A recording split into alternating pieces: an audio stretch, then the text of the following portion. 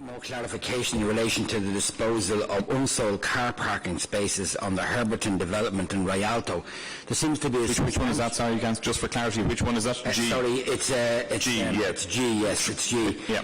I'm not clear on this process as to how these units of car spaces are unsold and are now being sold over to the developer. There seems to be a substantial amount of them, with car parking space at a premium and many residents within the Dublin 8 area seeking spaces. I just want to know what's really happening here. I know there's car parking spaces down the end, and we seem to be offloading quite a lot of property which has substantial car parking spaces, while residents in the area who try to buy apartments in many of the developments in there were not given the opportunity to buy the car parking spaces because those spaces were sold off to business developments in order to attract workers into those areas.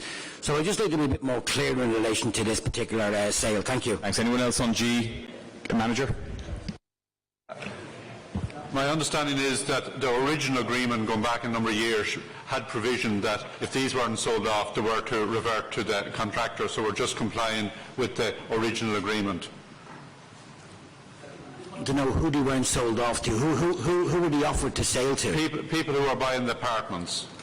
People who were buying the apartments only? Some people who were buying apartments would have an option to buy a parking space with it, and anything that wasn't sold or which is still with apartments that are unsold is now reverting to the developer. I understand. Just I think it's important, Lord Mayor, that in instances like this we have to ascertain how many people have cars. You know what I mean? So that we're not in a situation where these cars are ending up on the street.